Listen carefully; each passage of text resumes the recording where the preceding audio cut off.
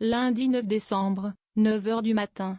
Alors que cela fait plus de 24 heures que Bachar al-Assad a été renversé en Syrie. Marine Le Pen, qui a pourtant toujours pour ambition de devenir chef de l'État, n'a pas eu le moindre commentaire sur ce bouleversement géopolitique d'ampleur. Au Rassemblement national, c'est Jordan Bardella qui s'est chargé d'éclaircir la position du parti.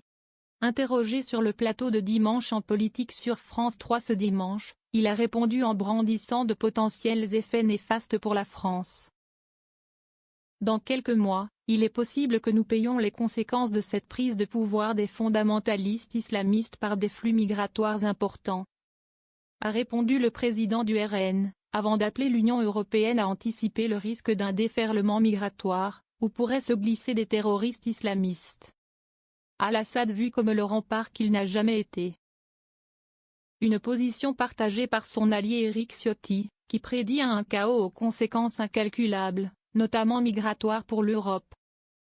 Comme si le boucher de Damas et son régime de terreur n'étaient eux-mêmes pas responsables de l'exil de plusieurs centaines de milliers de Syriens depuis le début de la guerre de la civile. Qu'importe pour l'extrême droite française, qui persiste à présenter Bachar al-Assad comme un rempart face à l'islamisme. Même s'il est établi que le dictateur syrien a sciemment libéré des centaines de djihadistes en mai 2011.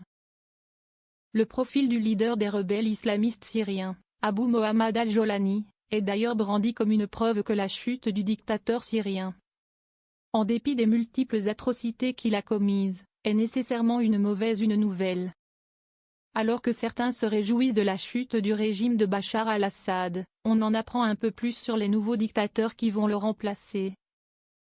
Et plonger la Syrie dans un nouvel enfer. Régime islamique à l'iranienne ou à l'afghane? Telle est maintenant la question, s'interroge sur le réseau social X la députée RN de l'heure Katiana Levavasseur. Le camp du mal c'est Daesh. Est-ce que Bachar envoie des soldats tuer nos enfants dans nos rues? Marine Le Pen, en 2017.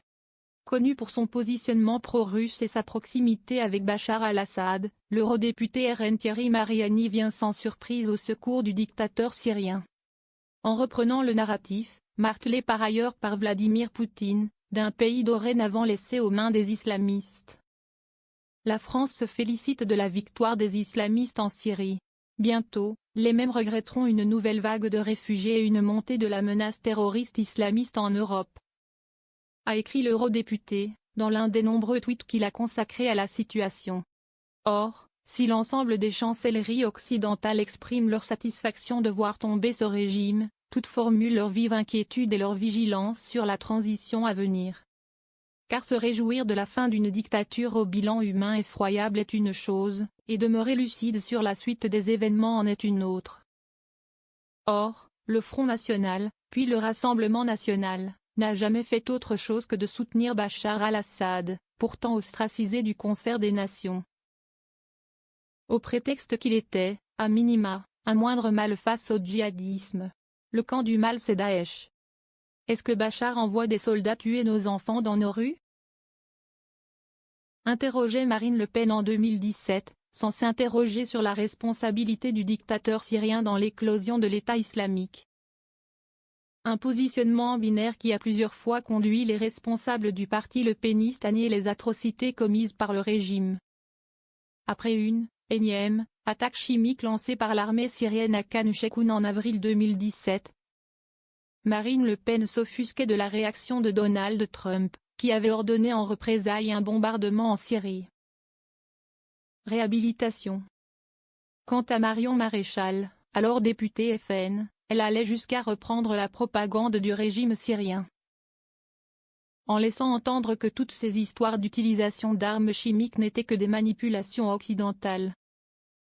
Au moment où la Syrie connaît une éclaircie diplomatique, pourquoi Bachar al-Assad choisirait précisément ce moment pour déclencher une attaque?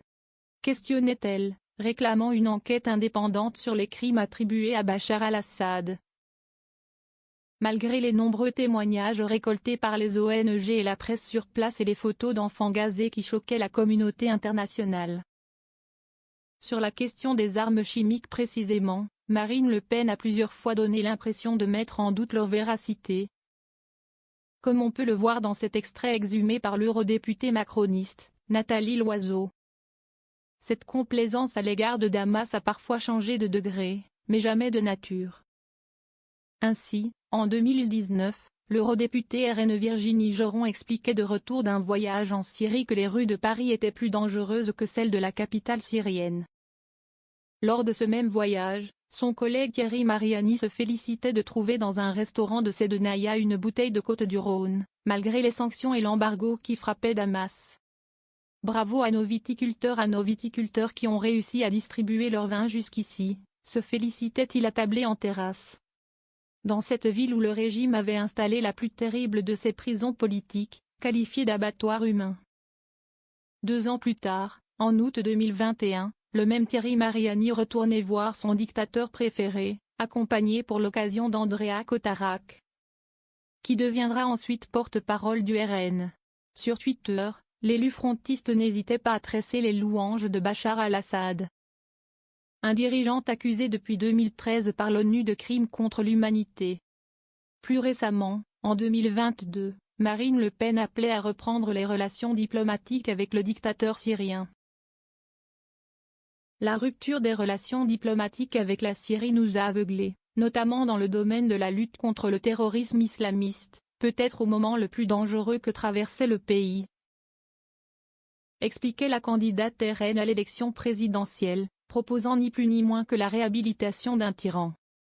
De quoi, sans doute, expliquer l'embarras de la députée du Pas-de-Calais, dont l'un des vieux amis, Frédéric Chatillon, a lui aussi participé au défilé des figures d'extrême droite aux côtés de Bachar al-Assad.